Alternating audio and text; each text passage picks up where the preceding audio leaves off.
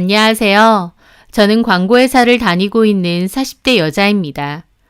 겉으로는 참 아름답고 화려해 보이는 꽃다발이 있는데 막상 받아보니 그 꽃은 플라스틱 조화였고 안은 썩은 스티로폼만 가득한 느낌.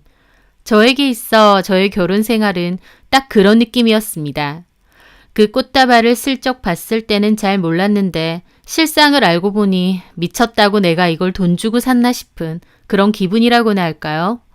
제 이야기를 들어보시면 제가 왜 그런 기분을 느꼈는지 아실 겁니다.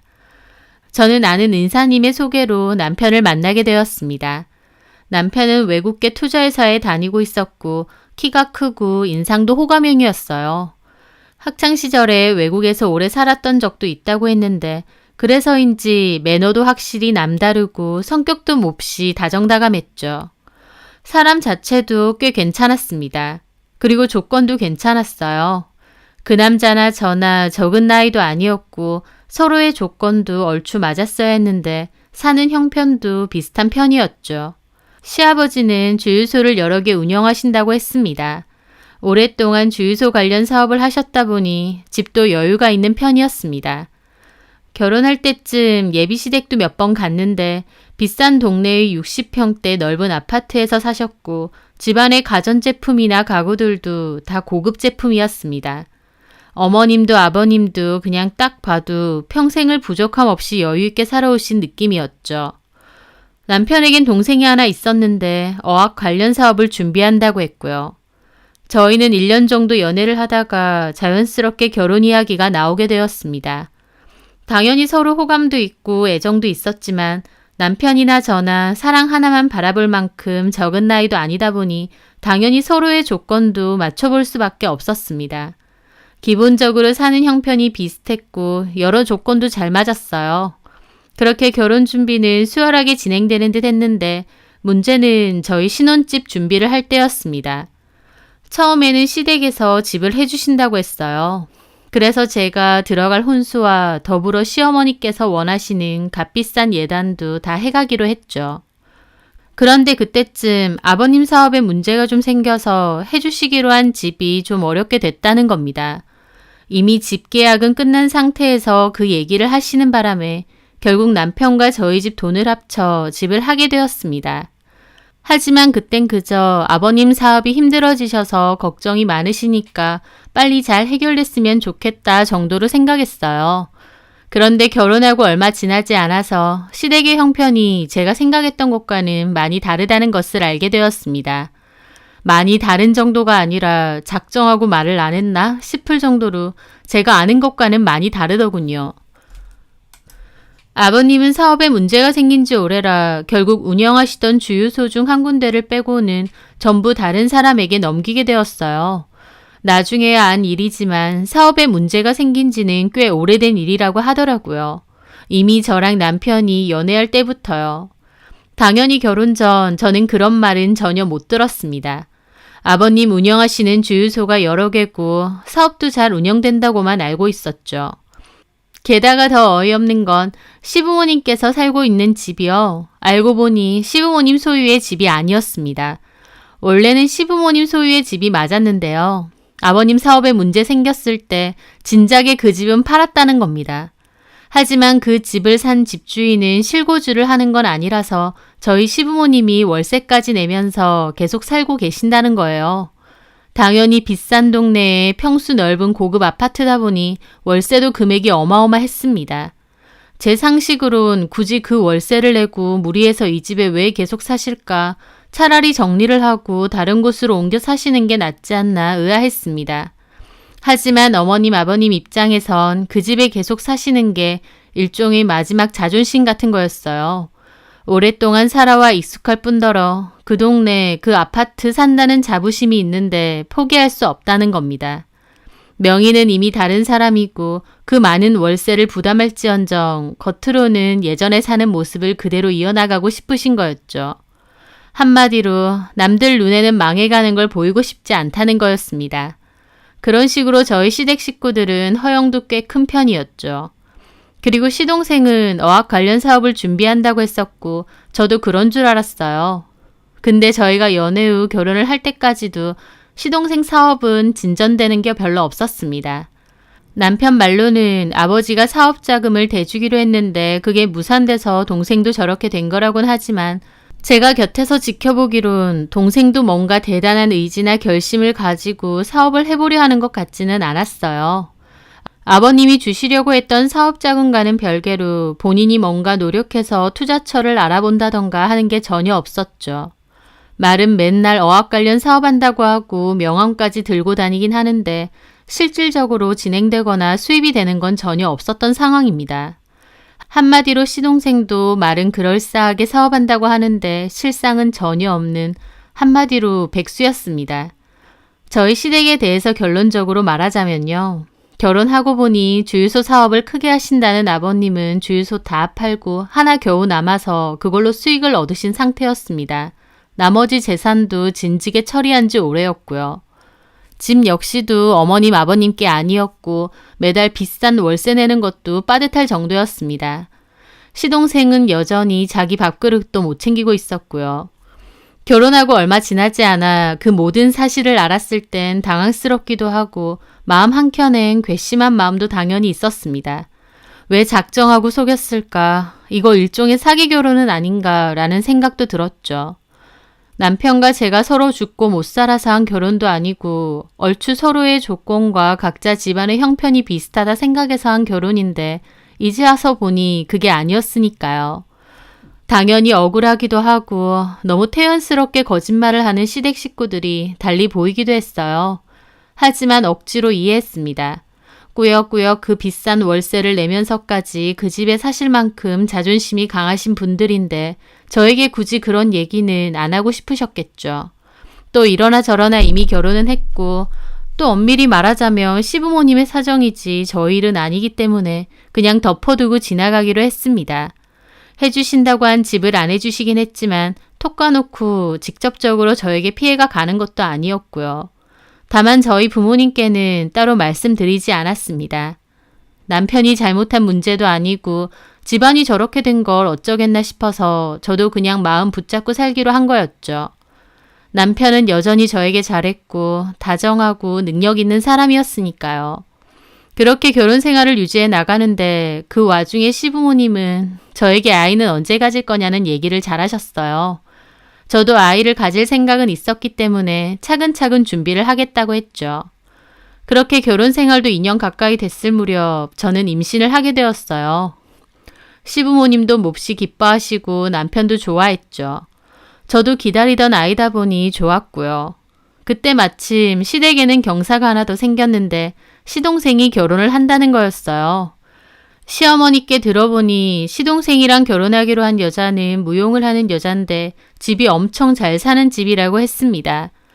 시부모님은 부잣집 딸이라며 막 좋아하셨는데 저는 속으로 그 여자에겐 이 집안 사정에 대해선 다 말을 했을까 싶더라고요. 저한테 그랬던 것처럼 여전히 아버님 사업이 잘 되고 여유롭게 잘 사는 척하는 게 아닌가 싶었죠.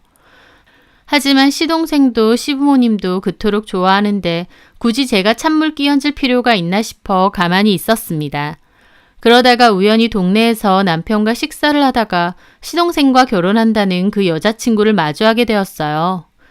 그 여자친구는 집도 부자인데다 무용까지 한다고 해서 막연히 좀 예민한 느낌이 아닐까 생각했는데 막상 만나보니 참 예쁘고 싹싹하더라고요. 아직 결혼도 안 했는데 벌써 저한테 형님이라고 부르기도 하는데 구김살 하나 없이 천진하게 참 잘 컸구나 싶은 그런 친구였습니다. 시동생 여자친구를 보기 전까진 저도 별 생각이 없었는데 막상 알고 나니까 저도 좀 미안해지는 게 있었어요. 시댁 식구들과 한통속이 되는 기분이었으니까요. 그래서 남편에게 말했죠. 결혼한다는 도련님 여자친구는 우리 집 사정을 다 알고 있느냐고요. 하지만 남편은 도리어 어리둥절해 하더라고요. 우리 집 사정? 뭘 알아야 되는데? 예비 동서는 어떻게 알고 있나 해서 아버님 사업도 진작에 안 좋아지신 지 오래고 도련님 사업도 솔직히 제대로 진전되는 게 없잖아. 수입이라고 할 것도 없고 그런 걸 다 아느냐는 거지. 제 말에 남편은 좀 어이없다는 듯 픽 웃더라고요. 알아서들 하겠지. 우리가 뭔 상관이야. 그리고 그런 얘기를 굳이 뭐하러 하냐? 좋은 얘기도 아닌데. 저는 남편의 말에 저런 마음가짐으로 나한테 제대로 말 안 했구나 싶었습니다. 예비동선의 집은 엄청 잘 산다며. 우리 시댁도 얼추 비슷할 줄 알 거 아냐. 에이, 지들 좋아서 결혼한다는데 뭐. 톡 까놓고 결혼할 땐 적당히 다들 속여. 근데 자기 은근히 속물적이네? 남편은 그러면서 오히려 저를 속물이라고 깎아내리는 겁니다. 어이가 없더라고요. 속물은 집 포함해서 시댁 식구들이 더 속물 아닌가요? 예비동선의 집 잘 사는 집이라고 그렇게 좋아해놓고 말이죠. 그런 게 아니라 결혼까지 할 거면 서로 집 형편이나 경제 상황은 제대로 오픈이 되어 있어야 되는 게 아닌가 그 말이지. 서로 속이는 게 없어야지 나중에 오해도 안 생기고. 속이다니. 무슨 그렇게 거창하게 말을 해. 100%다 얘기하는 집이 어딨다고. 적당히 좋게 좋게 말하는 거지. 재용이 사업도 그래. 제대로 시작하려던 거 우리 아빠가 사업 자금 못 대줘서 흐지부지 된 거잖아. 뭐 결혼하고 나서 돈 많은 사돈집에서 좀 도와주면 오히려 좋은 거 아니야? 근데 결혼도 하기 전에 그런 말을 굳이 뭐하러 하냐? 긁어서 부스럼도 아니고. 그 집에서도 사업하는 사이라고 해야 더 좋을 거 아니야. 저는 그 말에 남편을 슬쩍 흘겨보며 말했죠. 얼마 안 있어서 다 뽀록날 걸 왜 굳이 속이는 거야? 솔직히 말해봐. 그 집에선 아버님 주유소 여러 개 들고 있는 줄 아시지? 사업도 잘 되고 있는 줄 아시고. 남편은 제 말에 어깨를 으쓱 하더라고요. 나 모르지. 재용이가 뭐라고 했는지. 저는 속으로 코웃음이 났습니다. 보나마나 뻔했죠. 아버님 사업 진작에 어려워진 지 오래인데다 적자도 심하고 지금 집도 월세고 그런 얘긴 당연히 하나도 안 했겠구나 싶었습니다. 별거 아닌 척하면서 참 자연스럽게도 속이는구나 싶었습니다. 하지만 어쩌겠나요. 저도 이미 그 집 식구였고 뱃속에는 아이도 자라고 있었는데요. 이해는 안 되지만 저도 어쩔 수 없이 그냥 모른 척하고 있었던 겁니다. 솔직히 결혼해서 남편이나 시댁이 100% 다 마음에 드는 여자가 어디 있겠나요?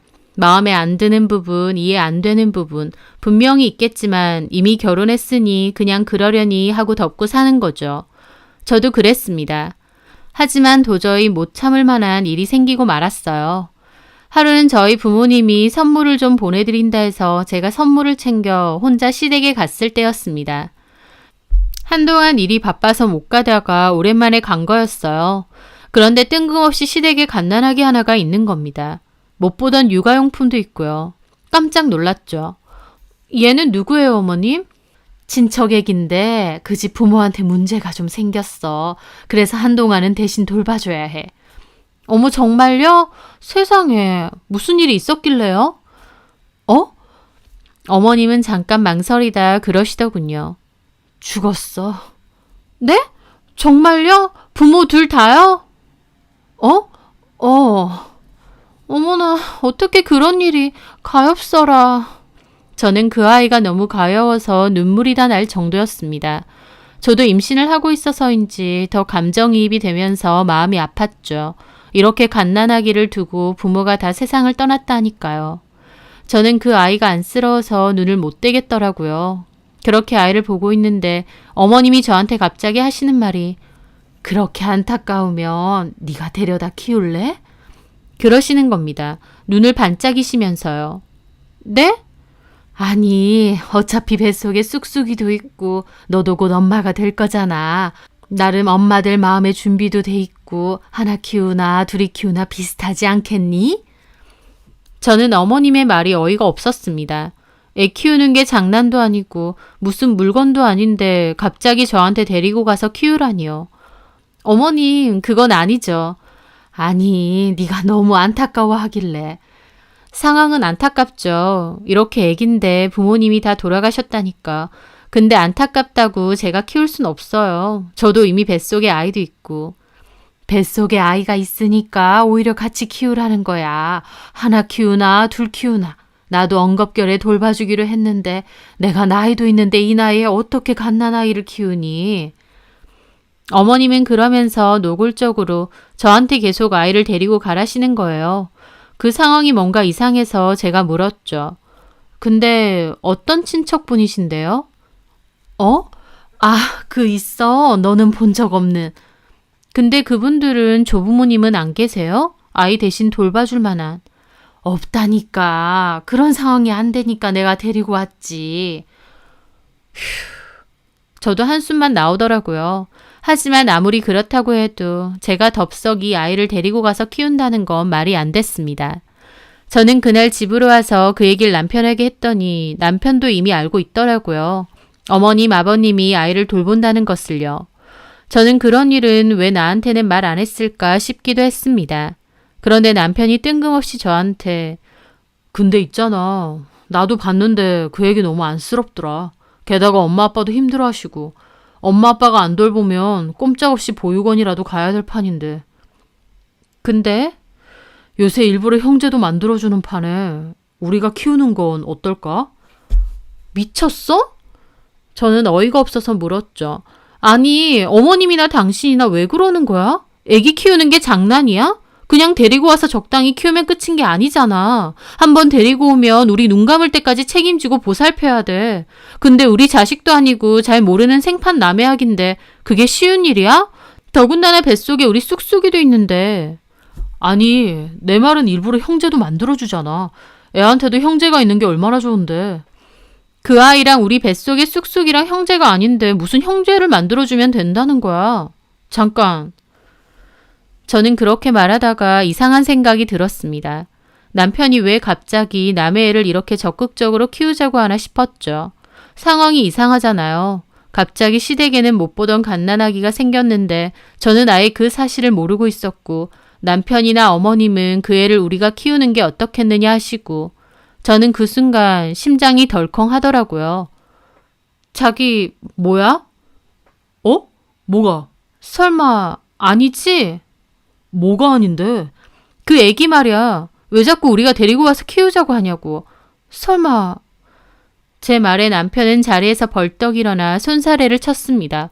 미쳤어? 뭔 생각을 하는 거야? 나는 그냥 안쓰러워서. 우리도 이제 부모가 될 건데 좋은 마음으로 그 애도 걷어들이면 어떻겠느냐 그런 거지.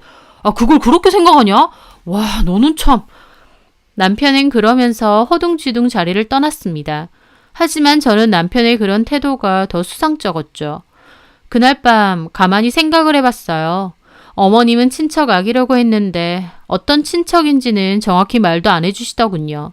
제가 모를 정도면 그렇게 가까운 친척도 아닌 것 같은데 근데 아기를 덥석 데리고 온다는 것도 뭔가 말이 안 되고 이상한 상황이었죠. 아이 키우는 게 그렇게 쉽고 간단하게 결정할 일도 아닐 텐데요. 저는 수상한 마음을 가지고 남편의 핸드폰을 몰래 뒤져봤습니다. 핸드폰에는 별다를 건 없었어요. 다만 좀 수상한 건 있었죠. 제가 찾다가 남편이 시부모님께 돈을 보낸 출금 내역도 찾게 되었거든요. 저는 남편의 공인인증서 비번도 알고 있었고 이것저것 찾다가 은행 내역까지 뒤지게 되었는데 확인을 했더니 두어 달 전부터 시부모님께 돈을 보낸 거였습니다. 저한테는 말 한마디 없이요. 그 전까진 따로 시부모님께 돈을 보내드린 적이 없었는데 갑자기 돈을 보내드린 게 좀 이상하더라고요. 그렇게 적은 액수도 아니었고요. 저는 직감적으로 그 돈이 왠지 시부모님이 데리고 있는 아이랑 상관이 있는 것 같았죠. 어차피 남편에게 따져 물어봤자 제대로 말할 것 같지도 않았고 제가 찜찜하게 느낀 점에 대해서 확실히 짚고 넘어가야겠다 싶었습니다. 그래서 저는 시댁에 갔을 때 그 아이의 머리카락을 몰래 챙겼습니다. 시부모님은 그날은 저희 보고 아이 데리고 가서 키우면 안 되겠느냐 그런 소리는 안 하시더라고요. 그냥 나이 들어 육아를 하려니 너무 힘들다 앓는 소리만 많이 하셨고요. 저는 몰래 챙긴 아이의 머리카락과 남편의 머리카락으로 유전자 검사를 의뢰했습니다. 사실 의뢰를 할 때만 해도 설마 아니겠지라는 마음이 훨씬 컸어요. 찝찝한 마음에 해보긴 하지만 그럴 리 없다고 생각했죠. 며칠 뒤 검사 결과를 받아볼 수 있었습니다. 검사지를 뜯으면서까지 내가 너무 오버하는 건가 라는 생각도 있었어요. 이 사실을 남편이 알게 되면 얼마나 나한테 난리칠까 싶기도 하고요. 하지만요. 막상 검사 결과를 열어본 저는 극도의 충격을 받았습니다. 그 아이가 정말 남편과 친생 관계가 맞았으니까요. 설마 하는 마음으로 의뢰는 했지만 아니라고 믿었는데 진짜로 그 아이는 남편의 아이였던 겁니다. 생각지도 못한 결과에 저는 심장이 멎는 줄 알았습니다. 너무 충격을 받았던 터라 그대로 다리에 힘이 풀려서 주저앉았죠. 친생 관계가 맞다는 그 결과를 다시 보는데 심장이 벌컥벌컥 뛰다가 확 조여지는 느낌이 나는 겁니다. 그런 느낌은 살면서 처음이었어요. 저는 겨우 심장을 부여잡고 진정을 하려 했죠. 그러면서 떨리는 손으로 남편에게 전화를 했습니다. 왜? 지금 집으로 와. 갑자기? 왜? 오라면 와! 저는 터질 것 같은 기분으로 화를 냈습니다. 왜 이래? 내가 지금 뭘 본 줄 알아? 어머님 댁에 있는 그 애, 당신 애지? 그게 무슨... 내가 다 알았거든. 설마 해서 유전자 검사했는데 당신애 맞네. 미쳤어 진짜? 얘 누구야 도대체? 그 순간이었습니다. 극도로 흥분한 제가 전화에 대고 마구 화를 내는데 갑자기 배가 확 뭉쳐지는 겁니다. 저는 배가 너무 아파서 그대로 폰을 떨어뜨렸어요. 여태까진 그런 적이 없었는데 배가 정말 심하게 땡기고 아파왔습니다. 저는 직감적으로 뱃속의 아이가 위험하다는 생각이 들었어요. 그래서 일단 병원부터 가야겠다 싶어서 차키를 들고 밖으로 나왔죠. 병원 가는 길에도 배가 너무 아파서 식은땀을 계속 흘리고 땀 때문에 온 옷이 다 축축하게 젖을 지경이었습니다. 가다가 이대로 기절하면 어떡하나 걱정이 됐죠. 그렇게 벌벌 떨며 병원 앞에 주차까진 했는데 그 기억이 안 나는 겁니다. 나중에 정신이 들고 나서 보니 제가 주차 후에 핸들 앞에서 그대로 기절을 한 걸 주차요원분이 발견했다고 하더라고요.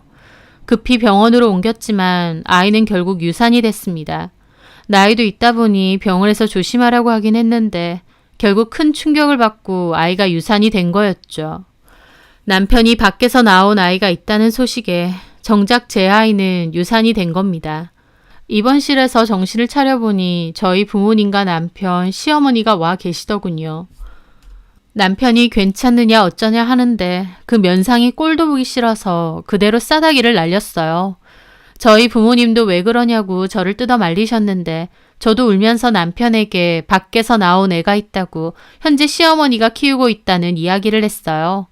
저희 부모님 기함하시고 어머님과 남편은 어쩔 줄 몰라 하더군요.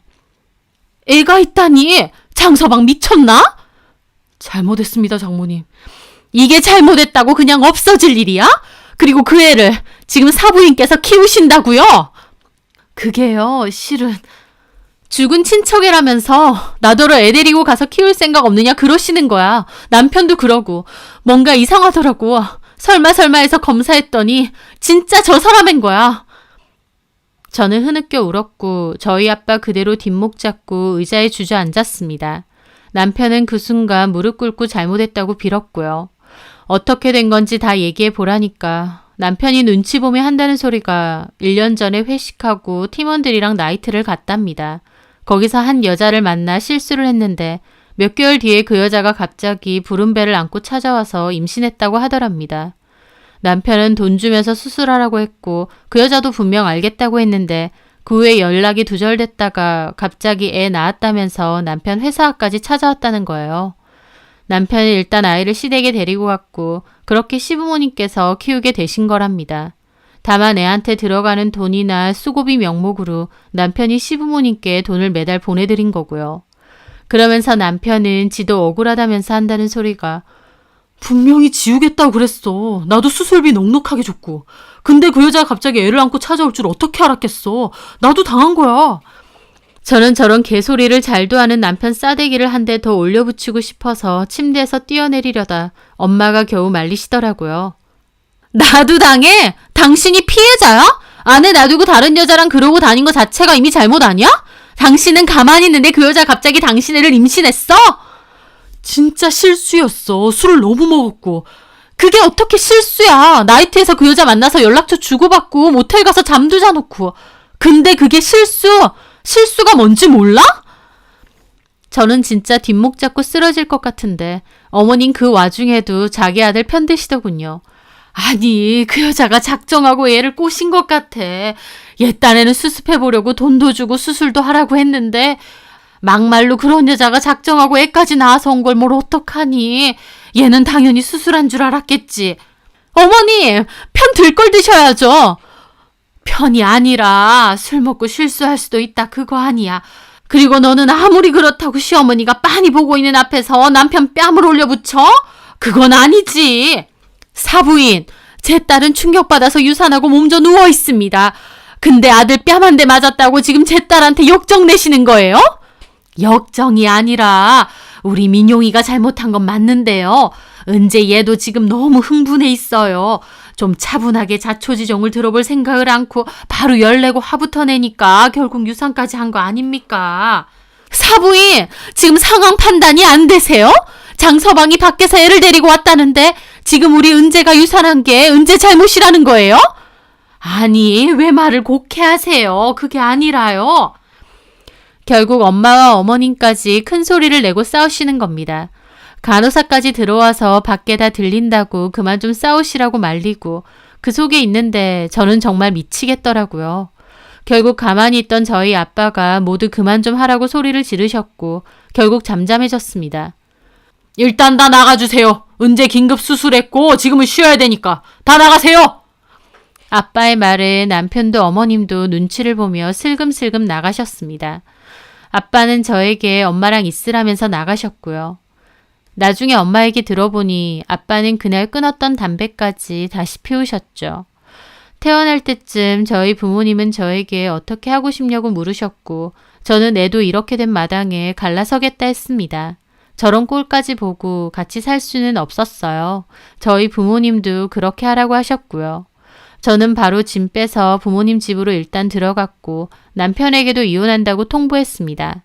그리고 이 일에 대해서는 위자료 소송도 걸 거고 재산 분할에 대해서도 의논하자고 했습니다. 남편은 자기가 잘못했다고 그 애는 부모님이 키우시기로 했다. 제가 신경 쓸 일 안 만들겠다 어쩐다 했지만 그게 무슨 상관인가요? 어떻게 하든 그 애는 분명 남편의 애였고 저를 배신한 건 분명한데요. 요즘 세상에 어떤 여자가 남편이 밖에서 나온 애까지 감수해준답니까? 그렇게 해야 될 이유도 없고요.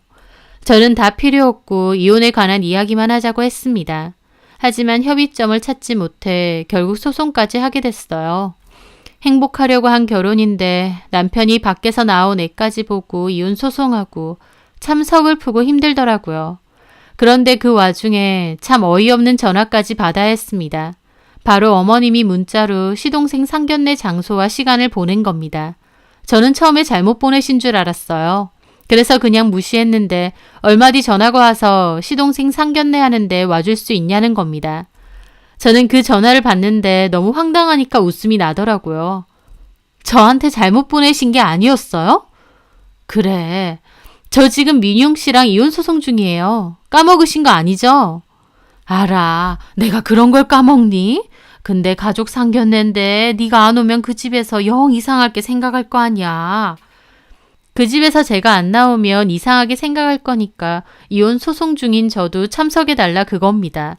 황당 그 자체였죠. 뭐 어려운 것도 아니고 잠깐 와서 식사만 하고 가면 안 되느냐 싶어서 부탁을 하는 거지.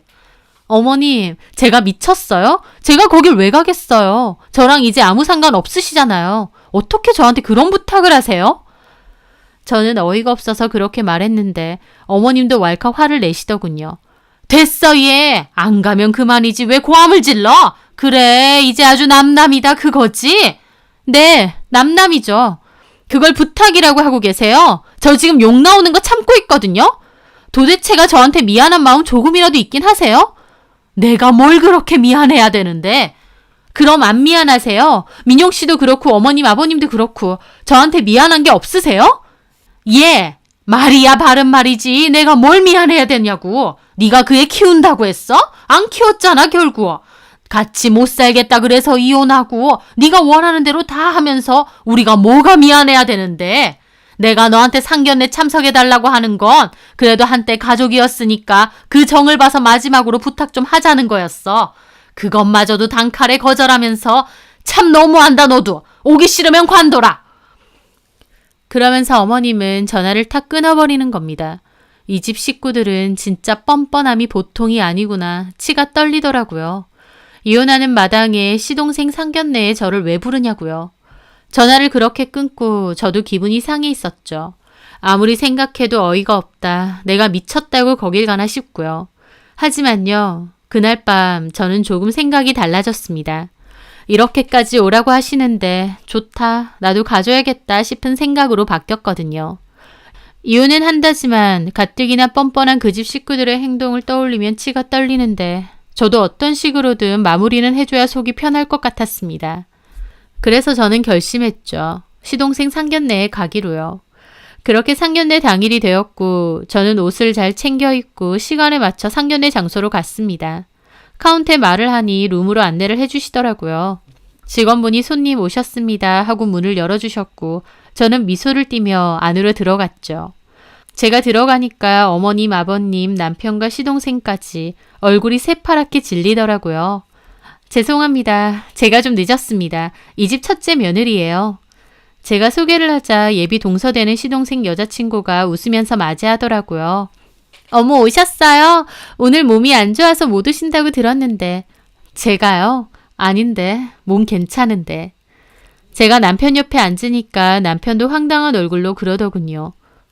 집에서 쉬고 있지. 왜 왔어? 와야지. 첫째 며느리인데 어머님이 꼭 와달라고 하셨고. 아니, 그땐 엄마가 실수를... 아니다. 어머님도 엄청 곤란한 표정을 지으시더라고요. 상황을 보니 어머님도 처음엔 저한테 와달라고 해놓고 그 후에는 아차 싶으셨던 것 같았습니다. 제가 와서 쓸데없는 소리라도 하면 큰일인데 그것까진 생각 못하고 저를 부르셨던 것 같더라고요. 제가 안 온다고 했으니 다행이었겠지만 이렇게 진짜 올 줄은 몰랐겠죠.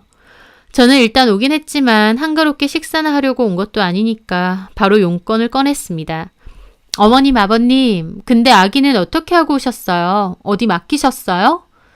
제 물음에 어머님, 아버님 사색이 되어 저를 쳐다보시더라고요. 그리고 예비 동서도 그러더군요. 저 말씀 들었어요, 형님. 뱃속의 아이 많이 힘드셨겠어요. 힘들었죠. 근데 어떻게 들었어요? 네? 제 아이 뭐 때문에 이러는지도 들었어요? 제가 그렇게 말하자 남편이 놀라서 저를 붙잡는 겁니다. 여보, 오늘 상태가 많이 안 좋네. 집에서 좀 쉬어야 될 것 같아. 내 상태가 어때서? 일단 나가서 얘기 좀 하자. 왜? 나 아무렇지도 않은데? 그리고 팔 잡지 마. 우리 이제 그런 사이 아니잖아. 제 말에 그쪽 부모님도 어리둥절해서 저 보시고 저는 그냥 말했습니다. 저 이 사람이랑 이혼 소송 중이거든요. 얘, 너 왜 이러니? 수아 씨, 제가 왜 유산했는지 궁금하죠? 수아 씨도 알 건 알아야죠. 이제 결혼하면 이 집 식구 될 건데. 제 남편이, 그러니까 수아 씨 예비 아주버님요. 밖에서 애를 낳은 거예요. 나이트클럽에서 만난 여자라나? 시부모님이 키우고 있어요. 근데 저더러 좀 키우라고 그러시는 거예요. 저는 남편인 거 알고 충격받아서 유산했고요. 야, 너 그만 못해? 네? 그렇게 못 들었나 보네요. 형님이 넘어지셔서 아이 잃었다고 그러셨는데 제가 넘어졌다고요? 참, 그런 거짓말은 잘도 하네. 하긴 이 집 특징이에요. 안 좋은 얘기는 절대 안 하는 거. 근데 결혼하고 나서는 할 거예요, 아마. 빼도 박도 못할 때. 저도 그랬거든요. 아버님 사업 진작에 안 좋아져서 남는 것도 별로 없는 거. 지금 사는 집도 월세인 거. 시동생 하는 사업도 말만 그럴싸하지 제대로 되고 있는 건 하나도 없는 거. 저도 다 결혼해서 들었거든요. 결혼 전까지 전혀 몰랐어요. 그쪽 시부모님 기막혀 죽을라 하고 남편은 저를 강제로 데리고 나오려고 하는 거예요. 왜 이래? 너 미쳤어? 굳이 이렇게까지 해야겠어? 내가 뭘 했는데? 어머님이 상견례 와달라고 하셔서 왔어. 수아 씨가 물어보길래 대답했고 내가 뭐 잘못한 게 있나? 제 말에 아버님은 어머님을 나무라시더군요. 쟤를 왜 오라고 한 거야? 아니, 그때는 그냥 내가 미쳤다 진짜. 제 폭로에 상대방 부모님과 수아 씨도 표정이 엄청 안 좋더라고요. 시동생은 수습하려고 어쩔 줄 몰라 하더군요. 저기 어머님, 아버님, 제가 다 설명하겠습니다. 그게요. 하지만 수아 씨네 아버님은 자리에서 벌떡 일어나시더라고요. 됐네. 딱 들어봐도 이건 아닌 거 잘 알겠네. 참나 어이가 없어서. 수아야, 가자. 그렇게 상대방 어머님, 아버님 자리에서 일어나시고 수아 씨도 굳은 얼굴로 자리에서 일어나더라고요. 도련님도 헐레벌떡 쫓아가고요. 저도 할 말을 했으니 가방을 챙겨 일어나려는데 어머님이 소리 지르고 난리가 났습니다. 너 미쳤어 진짜? 왜 이러는 거야? 오라고 장소매 시간까지 보내주신 건 어머님이세요. 안 온다며. 네 입으로 미쳤냐고 안 온다고 했잖아. 근데 왜 오냐고. 그랬는데 또 굳이 부탁까지 하시니까 일부러 온 거예요. 깽판 치려고? 그래서 작정하고 왔어? 이거 아주 미쳤네. 너 우리가 가만히 있을 줄 알아? 우리 재용이 결혼 파토나면 너 절대 가만 안 둬. 고소할 거야. 고소하세요. 준비 잘해서. 결혼 관련해서 집 사정도 다 뻥튀기 하고 아들은 밖에서 애 나왔는데 그걸 속이고 저보고 키우라고. 예비 동서도 결혼하려는 시댁이 어떤 사람들인지는 최소한 알아야 되지 않겠어요? 저는 그렇게 말하고 자리를 떠났습니다. 시부모님과 남편은 저한테 고소한다고 으름장을 놨지만 결국 고소는 못했어요. 자기들이 뭘로 고소를 할 건가요? 상견례 와달라고 해서 갔고 제 있는 이야기를 한 것뿐인데요. 그 후에 수아씨 저에게 따로 연락 와서 고맙다고 인사하더군요. 그런 사람들일 줄 꿈에도 몰랐다고요. 그렇게 밥 먹듯이 거짓말을 하는 사람들일 줄은 전혀 몰랐답니다.